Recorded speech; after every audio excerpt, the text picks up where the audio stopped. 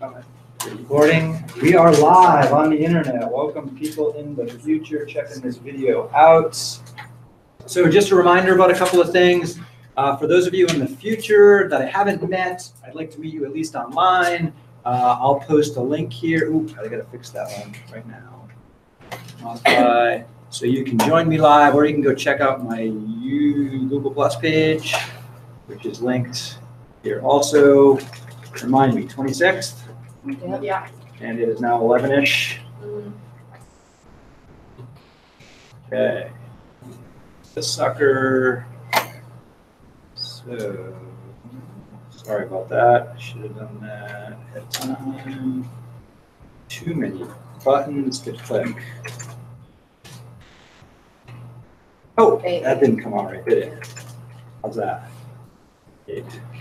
Oh, it's not Tuesday either. What day is it?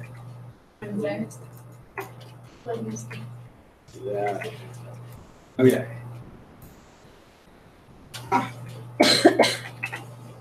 Okay, got it.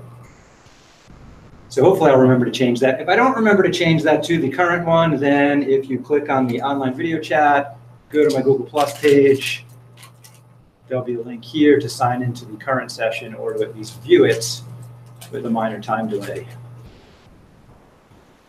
So, back to math. Textbook. You guys know how to get the textbook now, everybody? Either online or the PDF. Anybody download the PDF already? Yeah, you guys rock. Good job. Did you get it? No, you got it. Good job. You got it? No, you got it? Good job. All right. I'm supposed to have student interaction that's substantial, which high fives count. Student Solutions Manual, question forum. Anybody read the syllabus? 2, Ben. Bethany, you go. Okay. Hopefully you online friends have, oh, someone's online. Rafael is here again. Hello, sir. How are you? Hello. Welcome. Okay, hopefully you can see and hear well. Got it good. Okay. If you have technical difficulties with Google Hangouts, like your browser is not behaving right, there's a page here on technical help. Is chapter 1 required? No. Right now it's in the grade book, but someday very soon I'll remember to turn it off from the grade book. It won't count towards your final grade. We are starting officially in chapter 2. Yesterday, I went over information from this preliminary section over here, not required at all. Some of that information is also contained in section 2.1 in our official text and in the homework here. How many people have started the homework? Nice, just about everybody. Cool, awesome, you guys rock. So I didn't cover everything that's in the homework yesterday. I'm going to today, and we'll probably have time to move on to section 2.2 today also. So does anybody remember the main theme from yesterday? There were actually like 2 or 3 themes floating in there. What's that? Infinity was one of them, yeah. What else? Area under a curve can lead to some important information like velocity turns into distance, and tangent lines, the idea of a rate of change. So that's what we're going to pick up with today, the idea of rate of change. Okay. So first, average, there we go, rate of change. I did mention this the other day. I used these cute little triangles, which is which letter of the alphabet? Greek delta, capital delta, change in y over change in x. There you go. And although I will use the word change and write it often, I will often revert to those little deltas.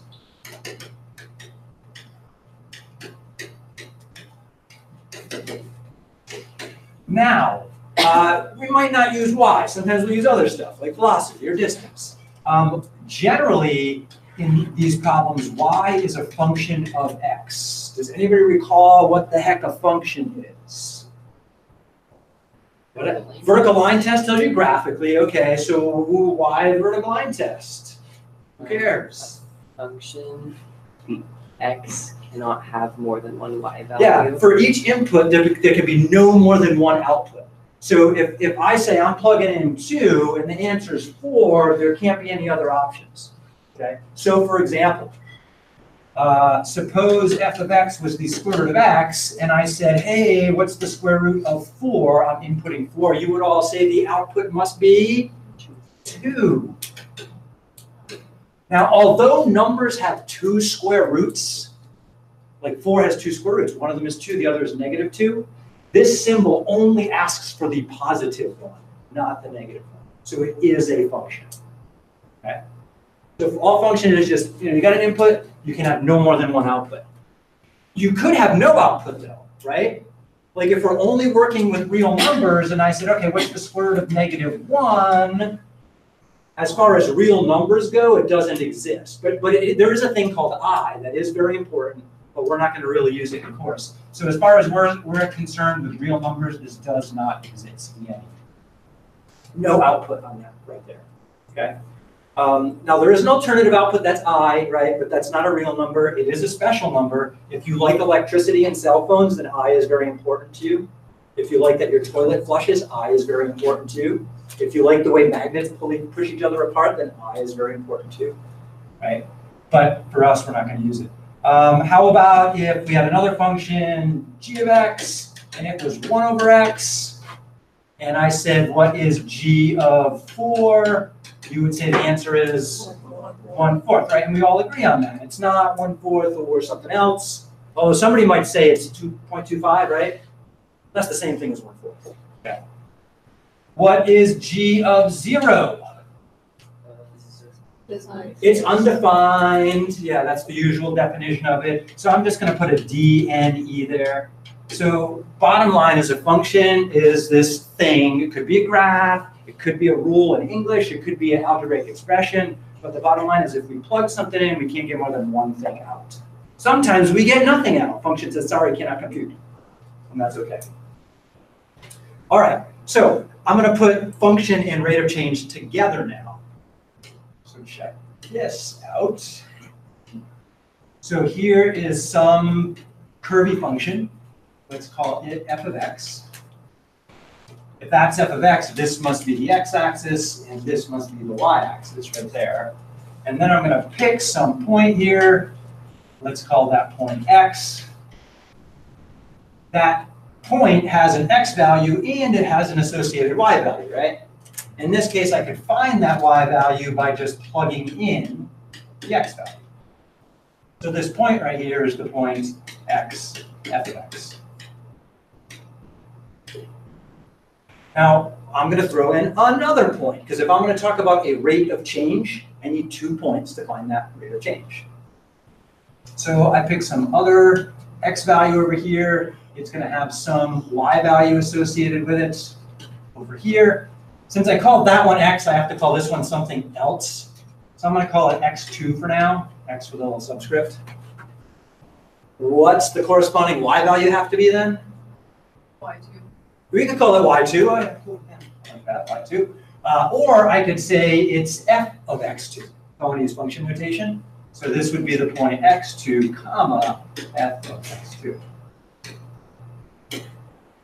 And if I want to find the rate of change here, change in y over change in x, there's a few different ways I can write that down. Classic way you learned from way back in algebra was it would be y2 minus y1 over x2 minus x1.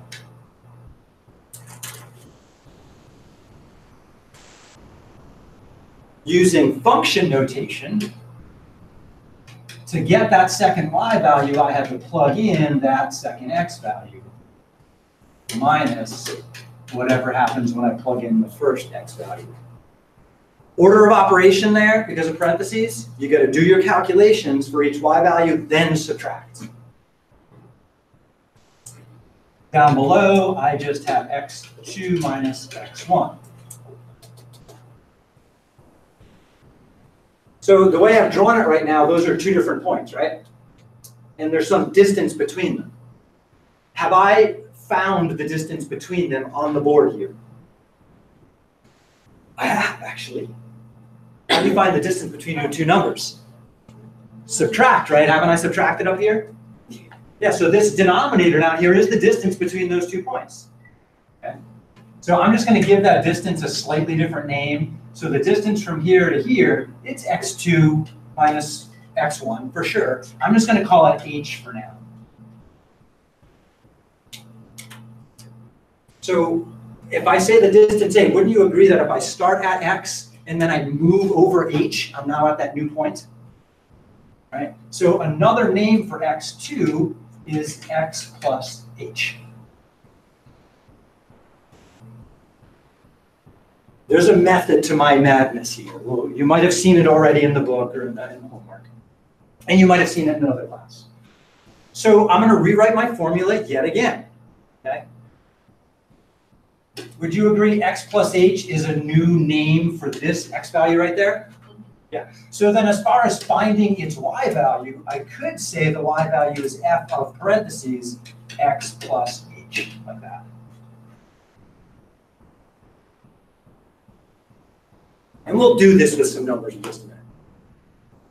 But I got to get this symbology out of the way. And then the other value, well, that's still just f of x. Now, my denominator, right, it is the distance between those two x values, which we now have a much shorter name for. Instead of calling it x2 minus x1, what can we call it? We just, oh, well, no, the distance from here to here. Yeah, not the point, but the distance is just h. So what's my denominator now then? H. It's just h. So this is another version of the rate of change formula using function notation. We can either do it in terms of two different points here, or we could base it on a single point and some distance to jump to get to the next point. Two different ways to view it. And this may look foreign and strange right now to you, but you'll get used to it because we're going to do this for the next 3 weeks, something like that. Right, so you get used to it. So let's take a look at it in practice, I think. Nope, I got a couple more theory things and then I go in practice. What did I just calculate here? This big blue sucker? What is that whole thing called? Yeah, it's called rate of change. More specifically, it's an average rate of change.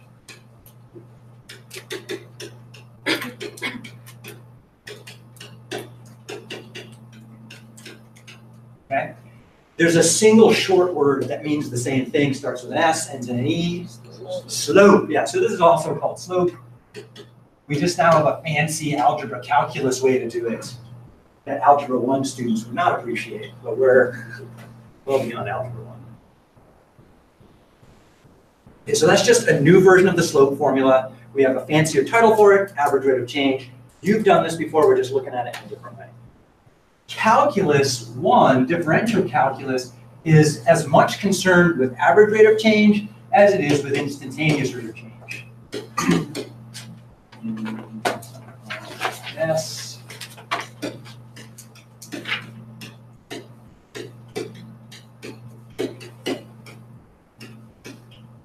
Anyone else join us? Not yet. Okay. So instantaneous rate of change, if average rate of change is slope between 2 points, instantaneous rate of change is slope at a single point. Now wait a minute, you need 2 points to have a slope. How the heck does that work, right? And the trick with that is if we take our curve f of x, and we have this point right here, which was our point x, f of x, right there, and then we introduce that other point that's a little farther away over here. So this would be the point x plus h, right? We shimmy over a little bit, whatever h is, and then we plug that number in. So just an example of that, maybe this function right here is f of x equals x squared. And maybe this point right there is the point 1, 1. And then I let h be 0.5. So I shimmy over 0.5. So this would be 1.5.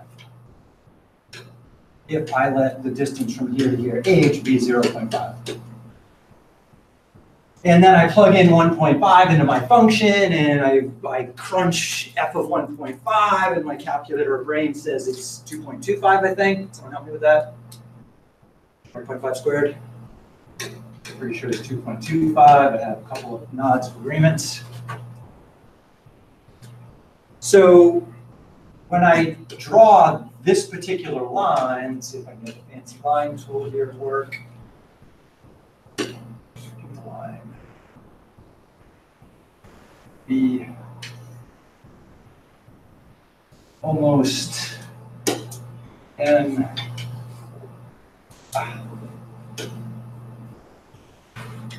close enough.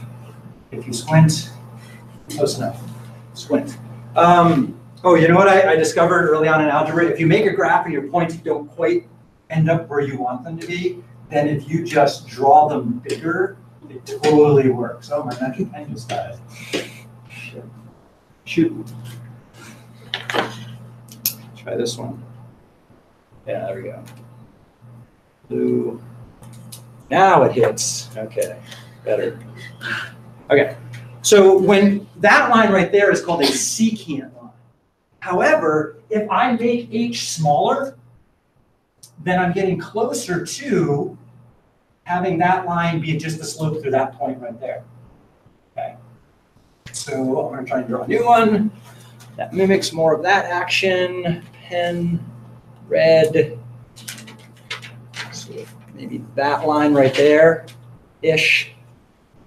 So if I take this point right here and I just slide it toward that point right there, then the secant line is going to turn into the tangent line. And that's our goal, to figure out how to make that happen for just about any function we can imagine.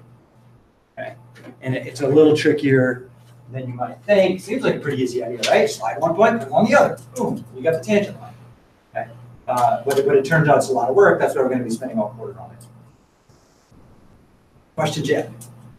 Yes, sir. So, but there's still 2 points of even, are they supposed to be the same point after you slide it? Once I'm going to place it, yeah, so ultimately I'm going to take this second point and it's going to merge with the first point and they're going to be both become the point 1, 1. And then what should happen there is I should end up with a line that, whether I was standing on the line or that hillside, my feet are at the same angle. That's the goal, right? What is the angle of my feet if I'm standing on that point? That's what instantaneous rate of change measures. Okay? We can approximate it by taking 2 points just really, really close to that, right? And we'll play with that right now. All right, so this problem right here is what's called the tangent line problem. A moment. So this is the tangent line problem, which is taking a secant line and making it into a tangent line. Now, there's some algebraic challenges here, okay? So check out our formula. I want to write up there, I can't. Right? Here, we've got our slope is f of x plus h minus f of x all over h. Now, that's the same formula, please remember. This is our y2 right there. This is our y1, let's call it. Down here, I would have x2 minus x1, which is where h comes from. Two different views on it. We'll get used to that. Now, what am I trying to do to h in the tangent line problem here? I'm trying to make it smaller and smaller. What's the smallest it can be? 0. 0. So let's see what happens if we let h be 0. Let h equal 0. Okay. Then up here, I get f of x plus 0 minus f of x all over 0. So first thing you might say is, ooh, we're about to divide by 0. Okay. But before we solidify that conclusion, well, what's going on right here? What's that the same as? It's just f of x, right? Because x plus 0 is just x. So in the numerator, I have f of x minus f of x, which is what? 0, right? So now, not only do I have 0 on the bottom, but I have 0 on the top. And 1 over 0 or 2 over 0 is a different creature than 0 over 0. I'll explain why. So, you can't divide by 0, true? Why not? Not a real number. It is. Okay, so let's check that out. Let's try to divide by 0. We'll come back to this. So just side note, side note. And let's do it in blue so it's not so angry. 1 over 0 equals question mark. Now, suppose instead I looked at 6 over 2. What's that equal to? 3. How do you know that? 2 goes into 6. 2 goes into 6 3 times, or you could say because 2 times 3 equals 6, right? This number times that number equals that number. Let's try that here. 0 times what equals 1? Nothing. Yeah, that's why you can't divide by 0. It doesn't match with multiplication. Every division problem has to have a multiplicative counterpart. This one doesn't. Darn, no answer. Okay, here's where it gets way more fun. 0 divided by 0. If you take a number divided by itself, like 2 divided by 2, what's that supposed to be equal to? 1. So I think a candidate for the answer here is 1. Now, let's check it out with the whole rule. It's got to match multiplication. What is 0 times 1? 0. Times 1. Hey, that works! Holy crap, it's 1. The slope must be 1 every time we divide by 0. But wait, there's more. If you take 0 and you try to divide by anything like 2, what's 0 over 2? 0. So shouldn't 0 over 0 be equal to 0? Because what happens if you take 0 times 0? Oh shit, that works too. Okay, so Rob, right? What's your favorite number today? Favorite number would have to be What is it? 44. 44 is a beautiful one. 0 divided by 0 at this moment in time is now 44. Guess why? It's 44 times. Because 44 times 0 is 0. Oh my gosh, what the heck? We've exploded into a new universe with infinitely many parallel universes. So a lot of people say 0 divided by 0 is undefined. That's a very common way to talk about it. Undefined. Undefined means we can't define a suitable answer that works. Were we able to define some possible answers? Yes. So instead of calling it undefined, I like to refer to it as indeterminate. Indeterminate. Terminate. Did I do that right? Okay. Indeterminate means I cannot determine the right answer. Because don't we have a lot of options? One possible option is 1. Another option is 0. Bob thinks it's 44. Earlier today, I thought it was 251, and yesterday I thought it was 7. So under the right circumstances, 0 over 0 could be just about anything. Sometimes it will be infinity. Sometimes it will be 0. Sometimes it will be 1. Sometimes it will be a half. Sometimes it will be 44. It depends. So what we have to learn to do is how to figure out how to tease the right answer out of that part right there. We can't just plug in 0. That leads to immediate failure and collapse. But it turns out we can find a way around it. Okay, let's do it. So, whoa, mouse freak out. Stop it. Next page, we can do that probably. New page. So let's take that function I mentioned earlier, f of x equals x squared. Let's take our first x value to be 1. Why not? And let's h be, let's start off with 1 for h. H is the distance to the next point, right? I would like you to try to sketch this situation. Draw a quick sketch. You guys got this.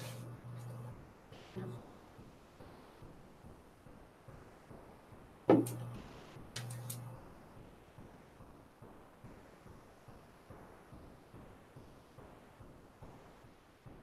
a good idea to have graph paper for this class. Makes for better sketches.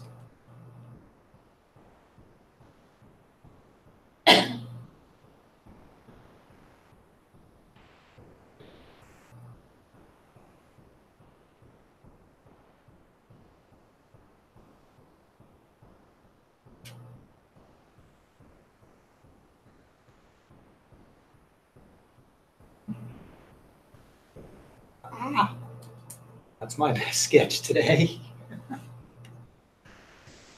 Sometimes these magic pens trouble. Again. Oh, I unplugged it accidentally. Ah.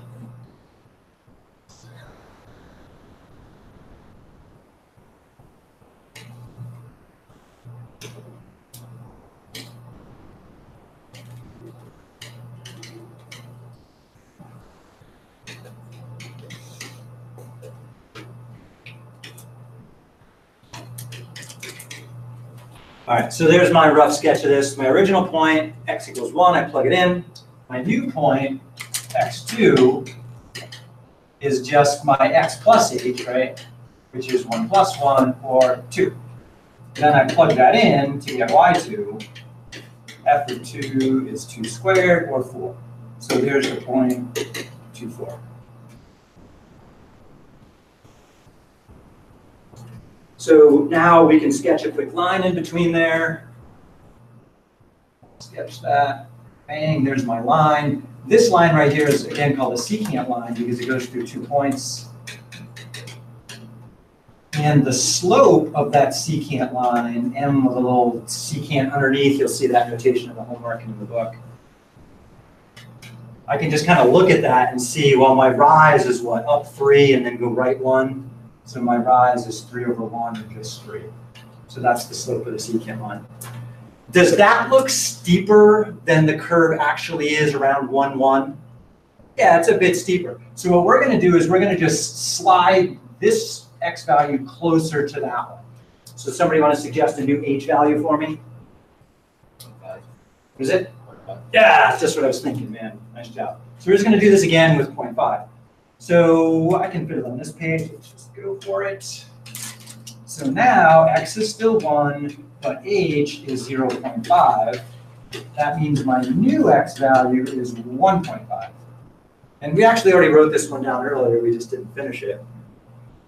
That means the new y value must be 1.5 squared, which I'm pretty sure is 2.25. Good day. So let's see, 1.5 is about here, 2.25 is about there. So my next point's about right there. And that line is less steep than the first one I drew. Does it perfectly match the steepness at 1, 1? No. Not yet, we still got to get a little closer, but let's figure out what that number is. So this new secant slope, so I'm trying to get from this point here to that point there. I have to go up how far? 1 1/4. Okay, up 1.25. And how far do I have to go over? 1/2. And then cleaning that up a little bit.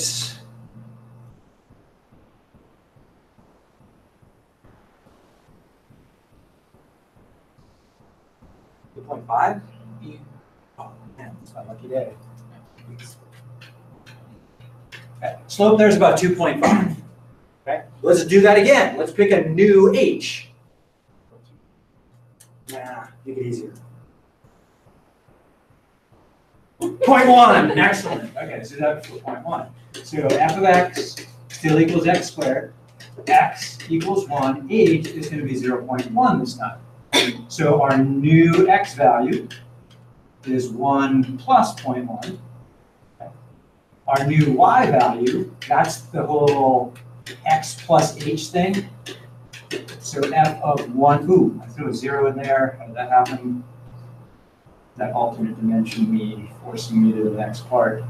1.1, 1.1 squared is like 1.21. Some days I'm good at mental arithmetic, some days I'm not. Okay, 1.21. All right, so where are we here? We want to find our slope. That's that f of x plus h thing minus f of x over h. So my second y value, that's the 1.21, right? My first y value is just 1. And h here is 0.1. Cleaning that up, I get 0.21 over 0.1, which on a good day is 2.1. Okay, so there's a sequence that we went through right here with these slopes. So I'm just going to make a quick table. Think about it. X, slope of the secant. No, h, sorry. That's what I want to look at. H was 1, the slope was 3. H was 1.5, the slope was... H was 0.5. Oh shit, right. Thank you. 0.5. The slope was 2.5? 2.5. H was 0.1, slope was 2.1. 2.1. Anybody think they know where we're headed with this? If I tried to let H equal 0, it looks like it might be going to 2. Maybe. It's a guess. We don't know for sure. But it turns out H could be negative. H could have been on the other side. Let's take a quick peek on what the other side is. What if I let H be negative 0.1? Okay, so we need to throw in a new page right here. Try it, f of x equals x squared, x still equals 1. This time H is going to be a negative. Let's go to the left. You don't have to go right all the time. You can go left. Can't you? Sometimes. Yeah. So my new x value is going to be that x plus h, which is 1 plus negative 0.1, which is 0.9. Y2 is f of x plus h, which is just f of 0.9. 0.81. Calculator, 0.9 squared. 9 times 9 is 81, so I'm just guessing that it's going to be 0.81. Okay. 0.81. All right, so let's see what we got here. Slope of the secant line is change in y. So let's see, that's going to be 0.81, 81 minus 1 over h, which is negative 0.1. The direction, the sign matters. What's that? Negative 0.19? Numerator? Yeah.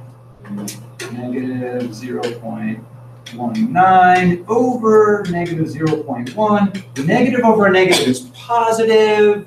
Dividing by 1/10 is like multiplying by 10, positive 1.9. Which, if we round to the nearest whole number, is 2. Yeah. So here's what we'd find if we continued our table a little more. The slope there is 1.9. If we went a little closer on the left side, like 100th away, little tiny h, we find the slope was 1.99. If we went within 100th to the left, you can play with this later if you want. Guess what it's going to be? 1.999. Oh my gosh, what number does it seem like we're approaching as h gets closer to 0? It looks like as h gets close to 0, we're getting 2. Now, can we plug in h equals 0? No, then it blows up. We get 0 over 0. But we can tease the answer out. This is the idea of a limit. This is section 2. So, we believe the following, that if f of x equals x squared and x equals 1, the slope of the tangent line, isn't it related to the slope of the secant? Right? We just took a whole bunch of secants, and those secant slopes are getting closer to 2. So just remember, a secant slope, one version is f of x plus h. If that's freaking you out, we'll play with it more, don't worry. Minus f of x all over h. Now, to turn, that's the secant, remember? To turn the secant slope into a tangent slope, what do we have to let h do? We have to let it get to 0. Now, it can't actually get there because then stuff blows up, right? So I'm going to use the following notation. I'm going to write LIM, M, and then underneath that, I'm going to put an H arrow 0. So what this phrase right here means is, what is the limit? So by limit, that means we're trying to approach some kind of wall, right? What does this lead us to? So what is the limit as h approaches 0 in this case? Okay. So to approach something means to go toward it, right? Now you would think in our usual existence that you will actually get there. But it turns out when we try to get there by plugging in that number, things typically just fall apart. So for us, approach means get close but don't touch. And that's important. Sometimes we will try to touch it, but touching technically with limits is cheating. And sometimes you can get away with that. So approaches means get very close to, but don't touch. Touching is technically cheating, but sometimes we will try to cheat and see what happens.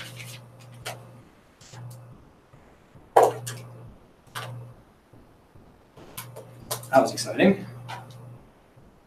Next. So that's the idea of a limit. We're just going to look at some other limits. Yeah, good on time.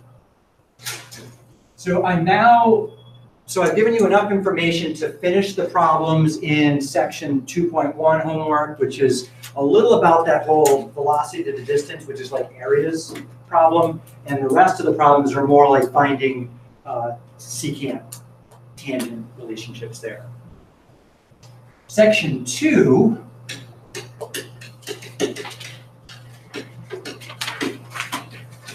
is just about the idea of a limit.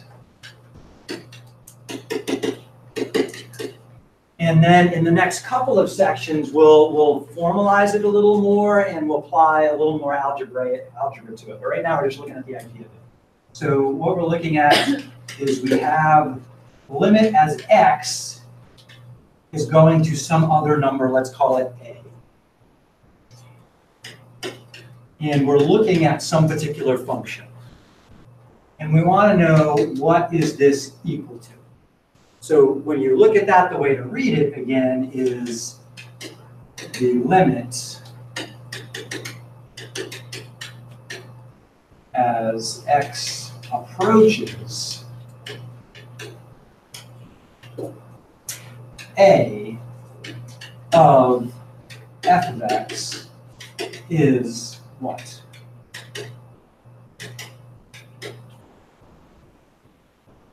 And again, the key to limits is it's an approach.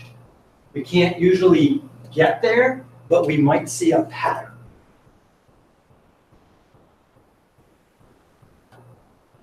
So now we're going to look for some patterns. Calculator is going to be extremely handy, so if you have a calculator out, great. If you don't, get a calculator out.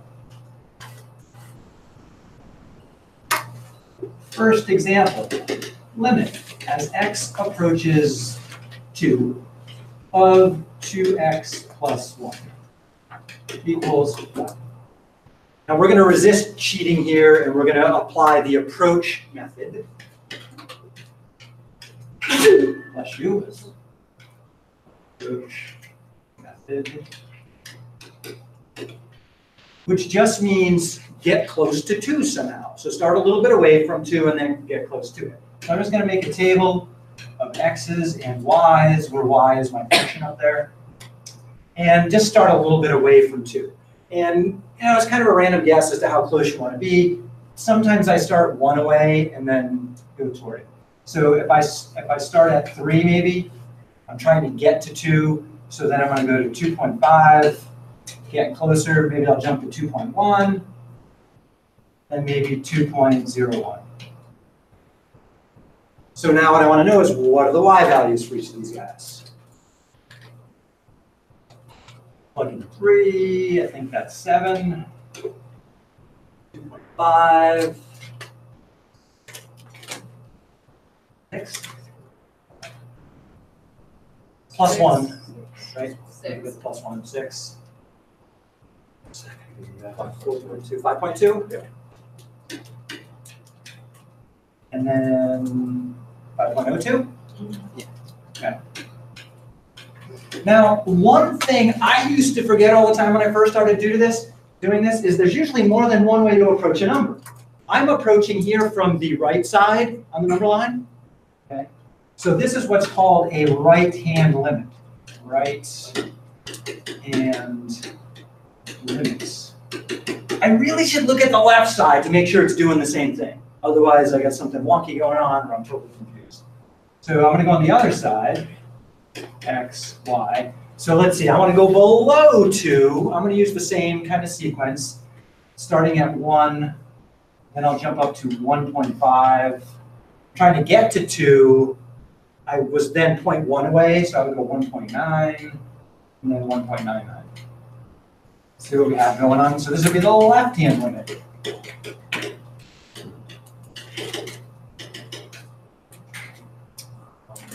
Three, 4, 4.8.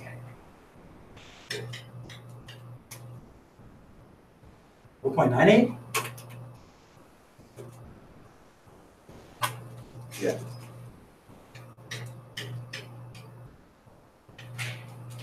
Okay, so the left side seems to be getting close to what number? 5. The right side seems to be getting close to what number? 5. Okay, so here's the deal. This limit will have an answer if the left-hand limit and the right-hand limit agree with each other. They got to agree. So here's how I denote left and right. So to talk about the right in notation, I would say the limit as x approaches 2, put a little plus to the right and above it. That means approach from the upper side. We found that was 5. It looks like it's 5. We don't know for sure, but it's evidence is leading us to believe that. For the left side, it would be the limit as x approaches 2. Guess what symbol I want to put there? A negative, yeah, because I'm basically have a minus h value, a negative h value. I'm looking to the left side. So I put a little negative there. That doesn't mean -2, it just means the lower side, left side of 2. When I first started doing this in calculus, it freaked me out a little bit. I got over it there too. Anyone freaked out yet? And that looks like it's 5 too, doesn't it? So since the two of them agree, now we can say, all right, we have substantial evidence to say that as x gets close to 2, 2x plus 1 seems to be getting close to 5. So we're going to put an equals there. Now, the question is, does it actually get there? That's a different question than the limit. Does it, what do I mean by it? I mean the function I'm looking at, actually get there?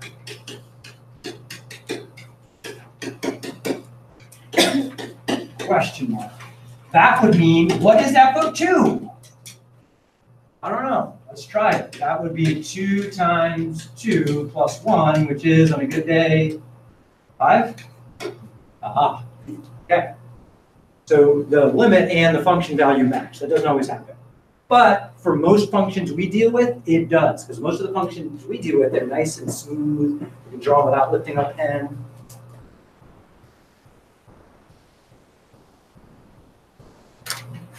When they match, that's another idea we'll get to in another section, but it's kind of cool when they do. Let's try another example. Suppose that f of x is equal to x squared minus 25 over x minus 5. And I want to know what is the limit as x approaches 5 of f of x. What does a limit mean? To approach the number, yeah. So we're going to try the approach thing. So calculator's handy. I've got x and y. I'm going to do the right side first, so maybe I'll start off at 6. I'm just going to jump right down to 5.1 and then 5.01.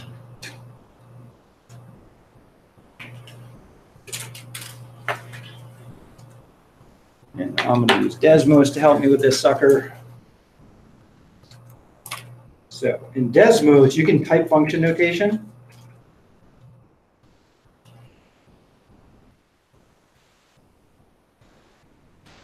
Getting things to come out right on the typing thing is a little tricky. Okay, there's my function. Oh, it looks like a straight line.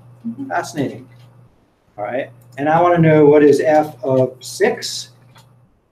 Computer says it is 11.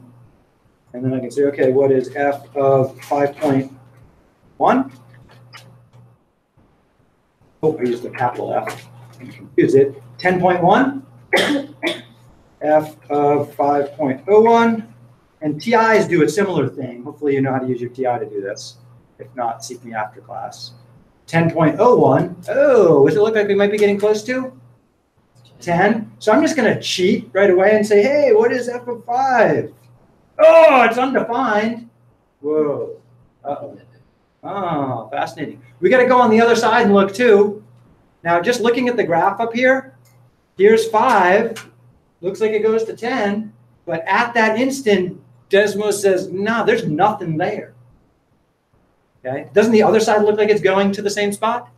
Yeah, we can just double check. On the other side, I would be looking at like what's f of 4, 9.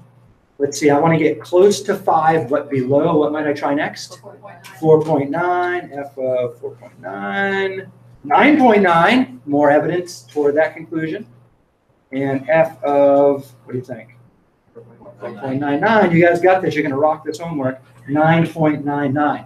Whoa! Wicked cool. We're almost out of fun time with math. Okay, so this was 11, 10.1, 10.01. Left side. 4 went with 9. 4.9 went with 9.9. Yeah. And 4.99 went with 9.99. 9.99. Am I doing okay? Yeah. Okay. And both conclusions seem to say, hey, this seems to be going to 10. But if I try to cheat and plug in, I get 0 over 0. If I try to cheat and plug in. All right. We're out of time according to my computer here for fun with math. I'm supposed to end at 11:50. It's 11:50. I'm going to be rude and want you guys over. Isn't this exciting? Like the mystery of limits, where's it going? Wasn't the graph helpful there, though? It was pointing at 10, right? That was pretty helpful, right? So graph stuff, make tables, have fun. We'll do more of this tomorrow. So again, I've done most of what I wanted to do in 2.1. You may have questions on the homework. Ask them tomorrow if you have them. I think the homework expires tomorrow for 2.1. Thursday. Yeah. I mentioned late passes, didn't I? Yes. Yeah, so if you need an extra day, throw a late pass. That gives you 48 hours. You have until the day after it's due to do that, right? So no rush. Start the homework in 2.2 as soon as you can. Today would be great because we brushed the surface there. We'll work more on this tomorrow. Have a good day, do good math, and get some sunshine.